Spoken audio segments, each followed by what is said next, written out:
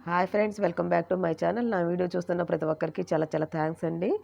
నేను ఈ వీడియోలో వచ్చేసి టాన్సిల్స్ వాపు గురించి వీడియోలో తెలియజేస్తాను. వీడియో అయితే స్కిప్ చేయకుండా చూడండి. నచ్చితే గనక తప్పకుండా లైక్ చేయండి ఫ్రెండ్స్.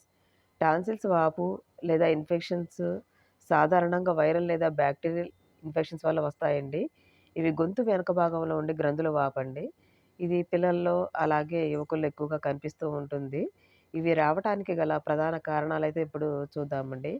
సాధారణ జలుబుకు కారణమయ్యే వైరస్‌లు, ఇన్‌ఫ్లుయెన్జా, టాన్సిల్స్ వాపుకు ప్రధాన కారణం అనమాట.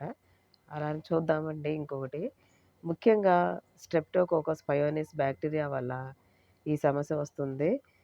అలాగే ఐస్ క్రీమ్స్, కూల్ డ్రింక్స్, చల్లటి నీరు ఎక్కువగా తాగడం వల్ల టాన్సిల్స్ వాపు రావచ్చు. అలాగే ఇంకోటి గూడా చూద్దామండి. మన నోటిని శుభ్రంగా ఉంచుకోకపోవటం, తరచుగా చేతులు కడుక్కోకపోవడం వల్ల కూడా బ్యాక్టీరియా లోపలికి ప్రవేశించి ఇన్ఫెక్షన్స్‌కి కారణమవుతాయి. వాతావరణ మార్పులు లేదా అలర్జీల వల్ల కూడా టాన్సిల్స్ సమస్య రావచ్చండి. దీని యొక్క లక్షణాలు గూడా తెలుసుకుందామండి. తీవ్రమైన గొంతు నొప్పి, మింగడంలో ఇబ్బంది, జ్వరం మరియు చలి, గొంతు వాపు లేదా ఎర్రబట్టం, నోటి దుర్వాసన అనమాట. దీనికి సంబంధించి జాగ్రత్తలు గూడా చూద్దామండి. గోరువెచ్చని నీటిలో ఉప్పు వేసి పుక్కలించటం, వేడి ద్రవ పదార్థాలను తాగటం, చల్లటి ఐస్ పదార్థాలకు దూరంగా ఉండటం అండి.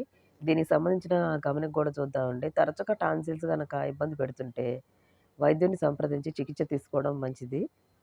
ఇదండి వీడియో అయితే. వీడియో గనక నచ్చితే తప్పకుండా లైక్ చేయండి. అలాగే షేర్ చేయండి.